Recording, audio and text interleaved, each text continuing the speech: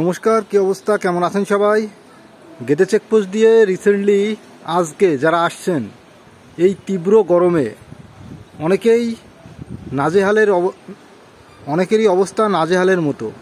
এই তীব্র গরমে অনেকেই দাঁড়িয়ে আছেন দীর্ঘ 2 ঘন্টা কি তারও বেশি।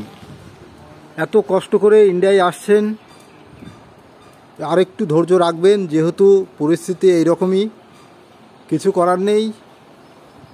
আর মাঝে মাঝে একটু ঠান্ডা জল হাতে মুখে দিয়ে নিন, যাতে একটু স্বস্তি পান। আর লাইনে যারা এখনও পর্যন্ত এই রোদ গরম সহ্য করে দাঁড়িয়ে আছেন, আর একটু ধৈর্য ধরবেন। আর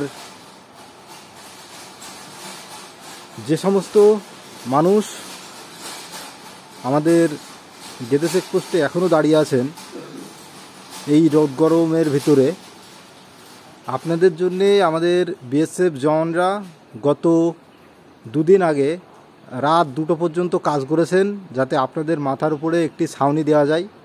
খুব কষ্ট করে ওনারা সারা রাত জেগে লাগিয়েছেন, মাথায় উপরে সামান্য একটু ছাউনি দেওয়ার চেষ্টা করেছেন আপনাদের জন্যেই। তো আশা করি আপনারা সবাই সুস্থভাবেই আমাদের ইন্ডিয়াতে ঢুকবেন।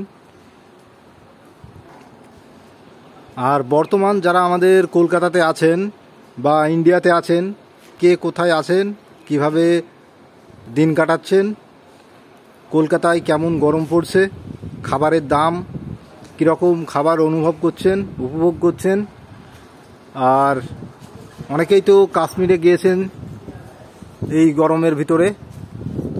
তো কাশ্মীরে তো এখন বেশ ভালোই বরফ, অনেকেই পোস্ট করছেন দেখলাম। আর আবারও আগামী সপ্তাহে বহু মানুষ যাচ্ছেন কাশ্মীরে, অনেকেরই প্ল্যান রয়েছে। আমাদের গেদে চেকপোস্ট দিয়েও অনেকেই আসছেন। তো আপনাদের জন্য শুভকামনা রইল। আর বর্তমান যারা কাশ্মীর থেকে আমার ভিডিও দেখছেন, তো দরকার হলে একটু আপডেট দিন, কমেন্ট রেখেন আপনার ওখানকার বর্তমান অবস্থা কী রয়েছে। আর আমাদের গেদে চেকপোস্ট দিয়ে যে সমস্ত প্যাসেঞ্জার ঢুকেছেন, আপনাদের অভিজ্ঞতা শেয়ার করুন। আমাদের কোনো অভিযোগ থাকলে আমাদের পোর্ট সম্পর্কিত, কোনটি করলে ভালো হয়, কোনটি আপনাদের পছন্দ নয়, এই রিলেটেড আপনার যদি কোনো মন্তব্য থাকে আপনারা রাখুন। আর আপনাদের কোনো প্রশ্ন, রিসেন্ট আপডেট যদি পেতে চান, তাহলে আপনাদের মন্তব্য রাখুন। আপনারা চেষ্টা করব খুব দ্রুতই আপনাদের সমস্ত প্রশ্নের উত্তর দেবার।